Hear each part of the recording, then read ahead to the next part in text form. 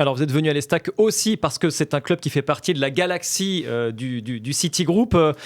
Comment le club de l'Estac s'inscrit justement au sein de cette galaxie? Il y a combien de clubs déjà exactement aujourd'hui? 13 clubs aujourd'hui. 13 clubs. 13 clubs. Sur tous les continents? Sur tous les continents sauf en Afrique.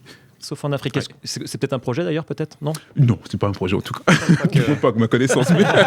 Quelle est la place de l'Estac dans cet univers-là qui évidemment est j'allais dire phagocyté, mais en tout cas dont l'étoile qui brille le plus est Manchester City? Oui, bien sûr. Bon, on a cette chance-là d'avoir évidemment un très gros club avec Manchester City.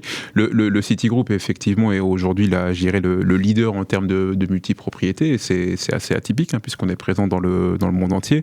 Aujourd'hui, ce que souhaite le City Group, surtout, d'abord, c'est de nous donner les clés en local. Ça, c'est important. C'est vraiment un message qui est important.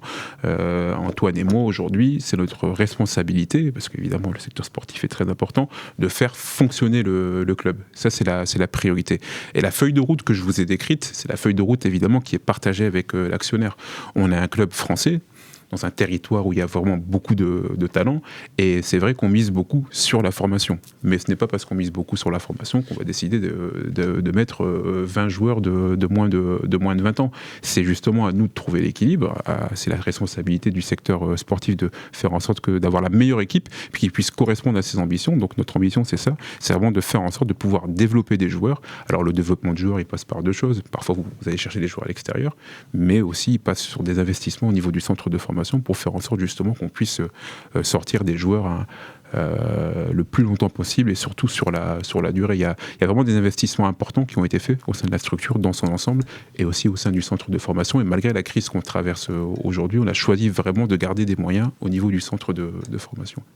Président, comment on fait, excuse-moi Jérôme, comment on fait pour convaincre justement dans la région par rapport à Reims, par exemple, qui a un gros club aussi, un grand nom, pour pas se faire piquer entre guillemets tous les petits cracks de la région? Comment on fait pour les convaincre en fait de rejoindre l'Estac? Alors, je ne vais pas donner tous les tuyaux, parce qu'il faut quand même en garder pour nous. Ça, on a un service de recrutement au niveau du centre de formation qui travaille vraiment très bien. Aujourd'hui, on a la chance d'avoir une structure qui est équilibrée, très sincèrement, au niveau du centre de formation. Alors, on n'est pas loin de Paris, on a cette chance-là, parce que vous savez que Paris est vraiment un beau vivier.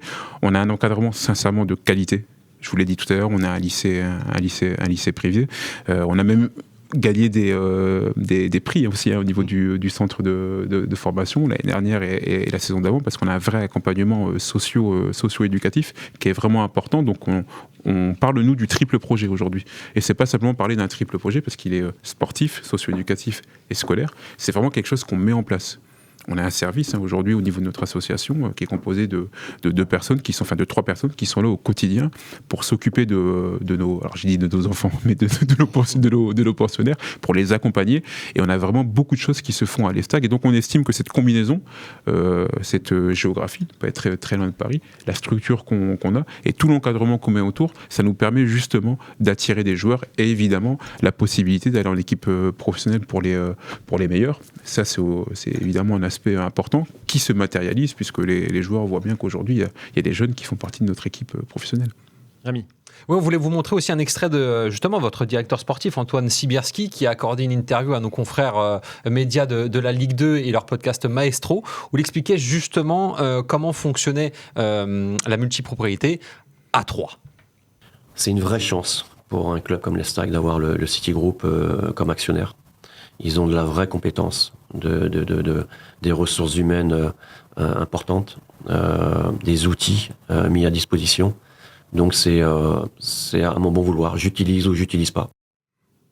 Alors, justement, vous utilisez ou pas nous, on avait plein de questions par rapport à ça, parce que forcément, quand on entend City Group, on laisse place à beaucoup d'imagination. Est-ce que vous avez beaucoup de réunions avec, par exemple, Pep Guardiola, où vous expliquez que vous n'avez pas forcément de relation avec lui, mais c'est surtout comment ça se passe? C'est-à-dire que vous dites que c'est un support. Est-ce que vous pouvez les contacter autant de fois que vous voulez? Est-ce que eux viennent vous contacter? Et si oui, pourquoi? Et la dernière question dans ce tas de questions, c'est on peut comprendre pourquoi vous vous rattachez quelque part au City Group et pourquoi le City Group a intégré 3 par exemple dans son groupe. Alors pour répondre à vos deux questions, d'abord ce que dit Antoine évidemment est tout à fait vrai. On a de la chance d'être dans le City Group parce qu'aujourd'hui, alors tout le monde imagine toujours Manchester City, les moyens du City Group, etc. C'est d'abord un groupe très professionnel qui a en place une équipe de direction et des salariés. Et quand on parle de sollicitation, c'est vraiment un actionnaire qui est support. Aujourd'hui, on a la chance d'avoir tous les départements qui sont représentés, donc du sportif au commercial, au juridique, au marketing, au financier. Donc effectivement, on a des liens vraiment très étroits. On est vraiment dans le système d'une entreprise qui a une holding et qui a des filiales derrière, avec des réunions évidemment permanentes. Alors je ne rentrerai pas dans tous les détails, mais effectivement, lorsqu'on a besoin de solliciter notre actionnaire, et quand je parle de notre actionnaire, je parle de notre actionnaire au sens large, on peut solliciter notre actionnaire à n'importe quel moment. Et c'est vrai que ça, c'est une vraie force, parce qu'on a vraiment une collaboration qui est très fréquente avec les services du City Football Group. Ils viennent à Troyes, vous allez à Manchester, comment ça se passe ? Bien sûr, régulièrement. Bon, moi personnellement, je me déplace à peu près une fois par trimestre à Manchester, ce qui permet de faire le point. Je dirais que la chance qu'on a, c'est qu'on n'est pas seul. On n'est pas seul, donc on peut échanger, on peut participer aussi à des projets d'entreprise au sein du City Group, parce qu'il n'y a pas que le sportif, il y a aussi l'entreprise qui est importante. Donc c'est vrai que c'est une chance. Et pour revenir aussi à la deuxième question, c'est ce que je vous ai dit aujourd'hui, le City Group, en investissant évidemment à Troyes, c'est d'avoir un club dans un territoire qui aujourd'hui, avec le Brésil, ou après le Brésil, le plus gros vivier de talents. Mais aujourd'hui, notre rôle, justement, en allant chercher ces talents, c'est de faire en sorte que ça rentre également dans un projet local. Et notre projet local, il est aussi évidemment de développer notre club, principalement sur le football, mais pas que, sur le plan des infrastructures, sur le plan marketing, sur le plan commercial, sur le plan de la réputation, puisque un projet, il est toujours global. Et c'est d'ailleurs moi ce qui m'intéresse quand vous me posez la question tout à l'heure par rapport à ma place, l'entraîneur, le directeur sportif, c'est que la matière première de notre club, c'est évidemment le football. Ce sont les joueurs, ce sont l'encadrement. Mais autour de ça, il y a aussi évidemment des projets. On travaille beaucoup avec notre collectivité pour faire en sorte d'avoir vraiment un club qui puisse rayonner sur son territoire d'une façon générale et au niveau économique également. Et en termes de transfert, par exemple, est-ce que le City Group a un droit de regard sur ce que vous faites ? Est-ce que vous pouvez faire ce que vous voulez de votre côté et le City Group peut vous poser 2-3 questions ? Ou est-ce que vous référez toujours les décisions que vous prenez, notamment en termes de transfert, au City Group ? Comment ça se passe ? Comme je vous le disais, c'est notre actionnaire. Donc on a une feuille de route. Après, c'est à nous de prendre nos responsabilités dans cette feuille de route.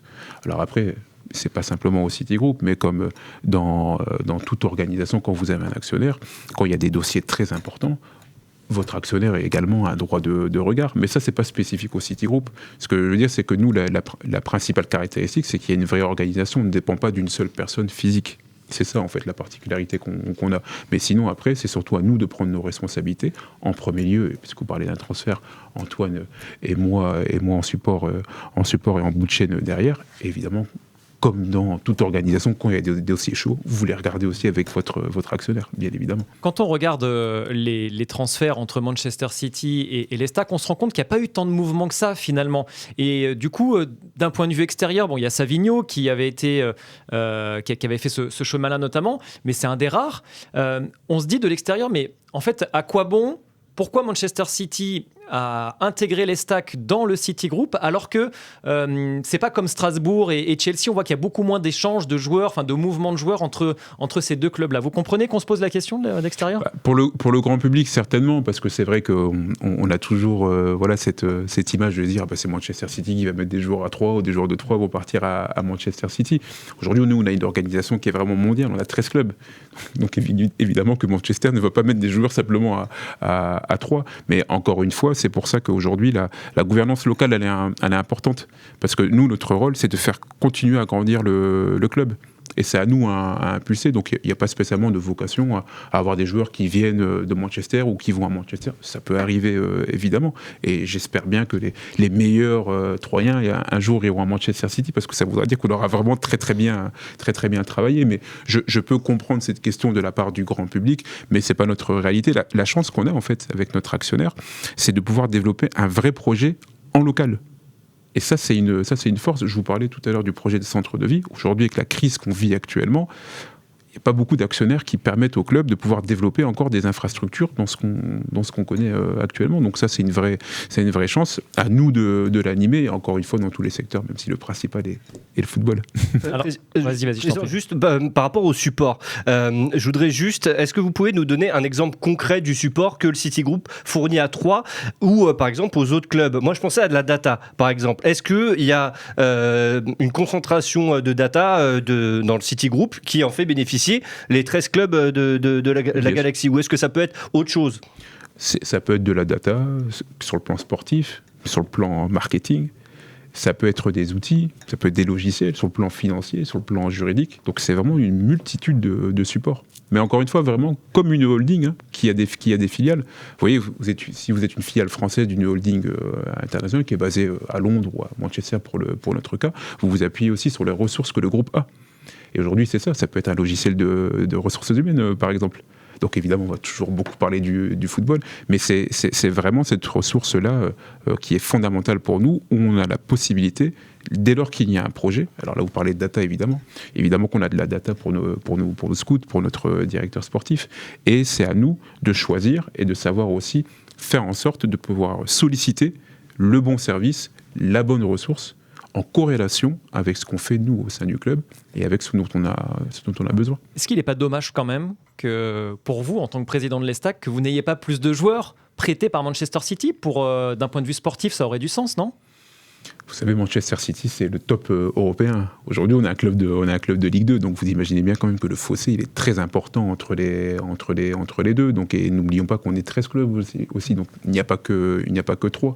Nous, encore une fois, j'insiste beaucoup là-dessus, mais notre rôle, il est vraiment de former des joueurs et aussi d'avoir des joueurs qui sont en cohérence avec notre taille de club et dans la division dans laquelle on évolue. Alors, je voudrais bien avoir un joueur de Manchester City aujourd'hui, mais très sincèrement, en Ligue 2, je ne suis pas sûr que les joueurs de Manchester City soient adaptés. Si vous pouviez en prendre un, vous prendriez lequel, d'ailleurs ? Ah non, je ne peux pas choisir, il y a trop de bons joueurs. Moi, je prends Foden. À la limite, je voudrais bien Ryan Cherki. On va en parler. Parlez-en à Monsieur Soriano, peut-être qu'il y a un truc à faire, mais je ne suis pas sûr.